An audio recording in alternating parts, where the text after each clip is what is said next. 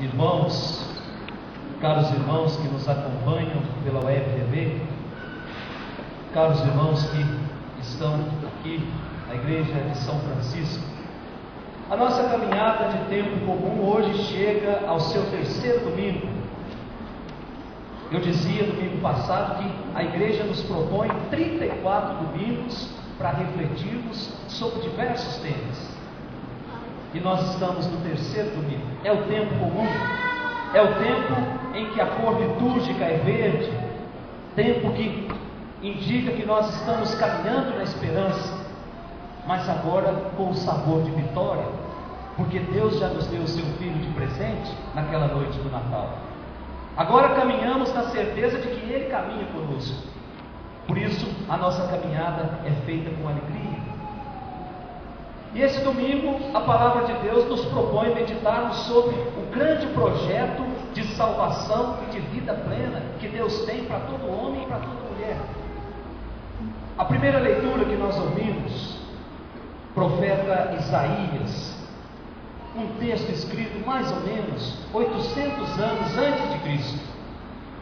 Diz alguns historiadores que foi o último texto que o profeta Isaías escreveu antes de morrer. E quando ele escreve, a situação em que vivia o povo era uma situação desoladora, era uma situação humilhante. Por que é que estava acontecendo tudo isso? Isso faz parte do conhecimento de história, gente. Na época do profeta existiam dois grandes reinos, o reino do norte e o reino do sul. O reino do norte, cuja capital era Jerusalém, era Israel, estava totalmente dominada pelos assírios, um povo que invadiu Israel, que invadiu a Samaria e que fez um estrago muito grande na vida do povo, levando alguns para o exílio. Instaurou-se no território do norte a opressão, a humilhação, começaram as perseguições contra aqueles que professavam a fé no único Deus, e aos poucos o reino do norte foi sendo tomado por altares com cultos a outros deuses. O reino do sul vivia uma certa prosperidade, só que o rei começou a ficar com medo, porque o reino do norte começou a ser totalmente destruído. Então ele começa a fazer aliança com os assírios, com o mesmo povo que destruiu todo o reino do norte. Aí o profeta vem dizer: escuta, as nossas seguranças e as nossas esperanças precisam ser colocadas em Deus. Nós não podemos confiar em governantes, nós não podemos confiar em reis, nós não podemos confiar em políticos, dizia o profeta, isso 800 anos atrás. Parece que a história se repete. Só que o rei não deu ouvido e continuou o processo de aliança com aquele povo. E o resultado foi que destruíram totalmente também o reino do sul, ficando tudo dominado pelos assírios. Foi quando houve o exílio na Babilônia. Então, diante dessa situação em que o povo estava desiludido com a política, em que o povo estava desiludido com os reis, com os governantes, o profeta teria começado a sonhar com um tempo novo, um tempo em que Deus viria intervir na história daquele povo, em que Deus viria trazer novamente a vida, em que Deus traria a possibilidade de um mundo novo, de um mundo que pudéssemos caminhar na liberdade, sem opressão, sem violência, um mundo voltado para as coisas da paz. Então nós temos esse texto que o profeta escreve na primeira leitura, em que ele fala de uma luz que irá brilhar por cima dos montes da Galileia. Que imagem bonita, gente! Eu imagino, eu não sei, que a Galileia deve ser parecida com Minas Gerais, cheia de montanhas, em que a luz viria brilhar por cima e iluminava toda aquela planície.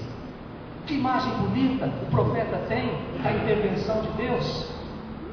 E essa luz vem fazer o que, dizia o profeta? Vem para iluminar as trevas que mantêm o povo oprimido. E a origem dessa luz é onde? Está em Deus. Deus é essa luz. E a partir do contato com essa luz, aí nós temos o versículo 2 da nossa primeira leitura. A partir dessa luz crescerá a alegria. A partir dessa luz aumentará a felicidade. Nós podemos acompanhar o versículo 2 da nossa primeira leitura. Diante dessa luz haverá uma grande paz. E eu disse em todas as missas e digo nessa também. Se tem algum professor aqui que me desculpe, mas ele usa ali, eu também não sei se eu conjuguei direito, ele usa ali um verbo transitivo direto.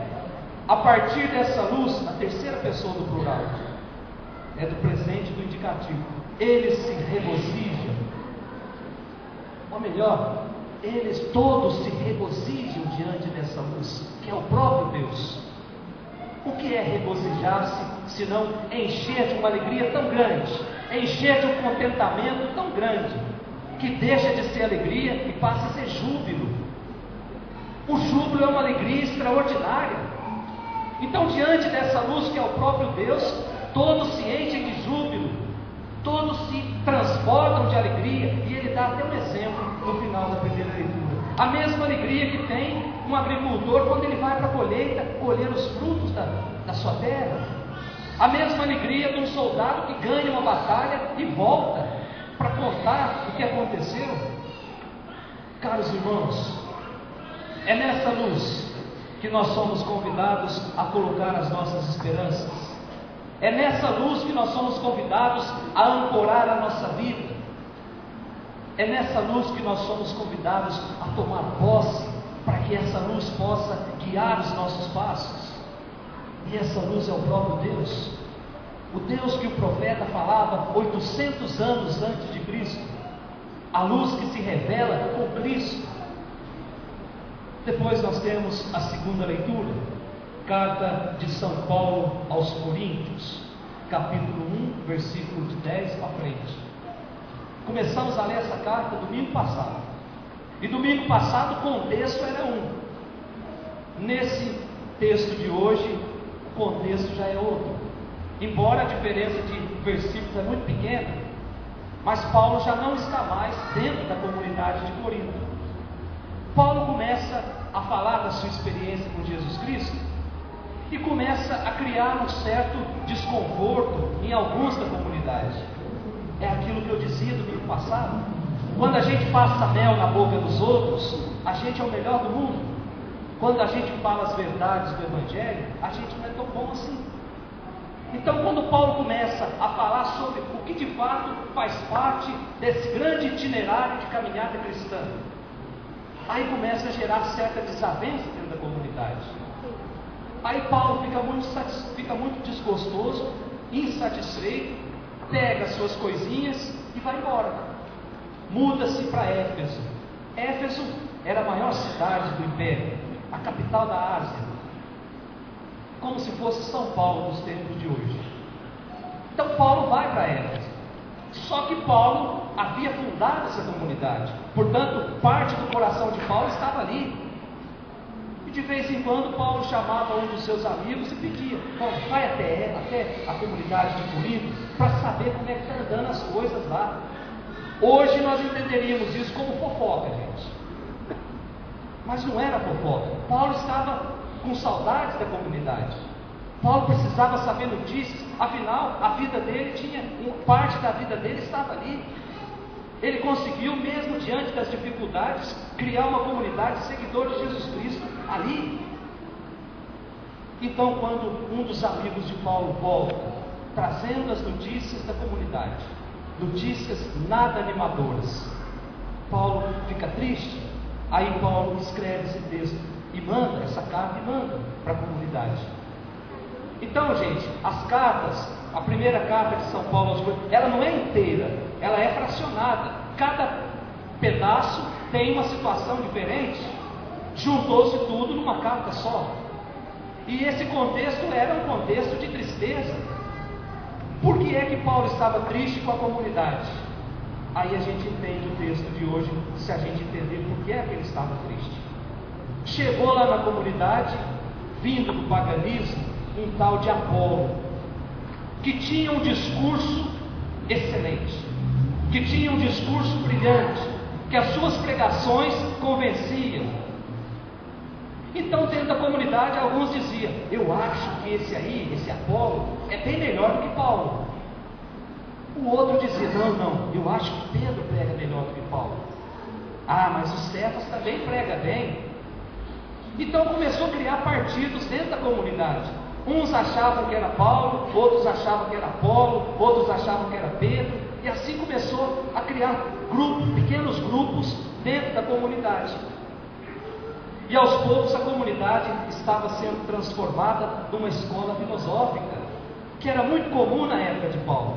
Tinha duas linhas de pensamento muito influentes na época de Paulo, uma que vinha lá do ano 300, que era o epicurismo, o estoicismo, duas grandes correntes. Nós não vamos entrar nisso agora, porque senão vira uma aula de filosofia.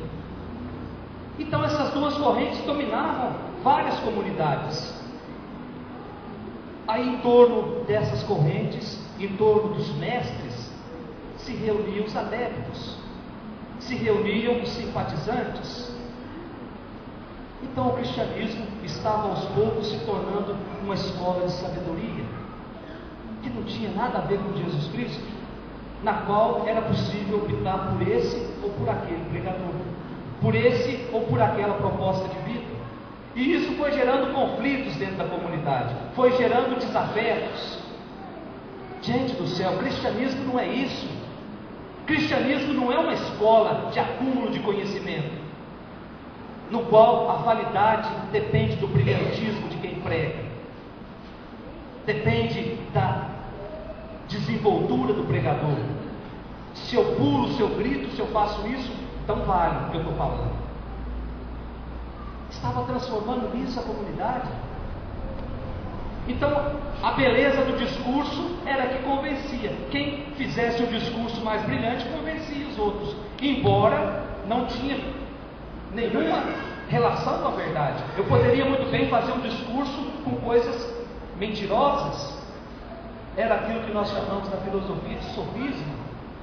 Eu pego algumas inverdades e começo a trabalhar essas inverdades até todo mundo achar que é verdade. Nós temos muitos políticos que fazem isso, reproduzem uma mentira de tal forma que passa por verdade. Então o cristianismo estava se tornando isso. Aí Paulo vem dizer: escuta, foi Apolo que morreu na cruz? Que história é essa de dizer eu sou de Paulo, eu sou de Pedro, eu sou de Apolo? Quem é que foi que derramou o seu sangue na cruz? Quem é que nos batizou? Não foi nenhum de nós. Nós somos enviados para falar as verdades do Evangelho. A minha história de fé, ela deve ser construída a partir da minha experiência com Jesus Cristo.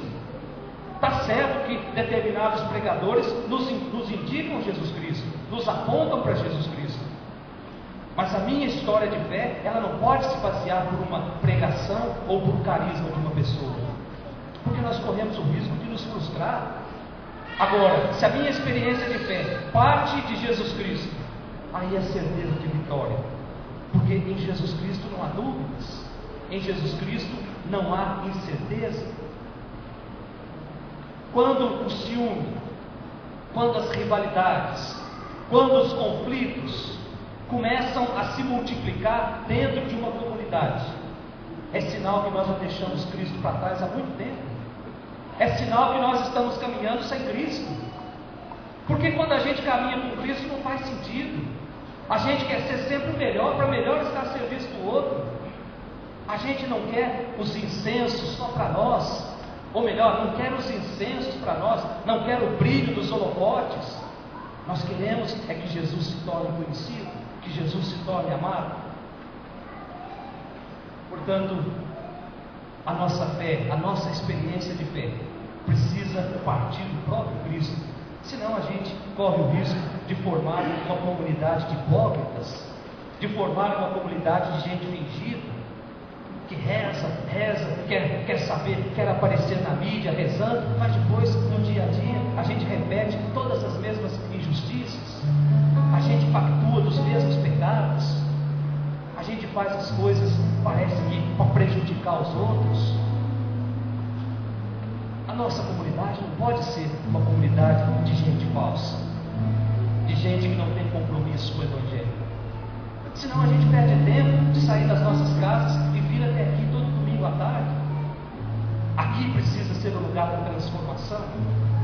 É a tônica do Evangelho, o lugar da conversão, o lugar em que eu volto lá onde eu errei e começo a fazer o caminho de novo.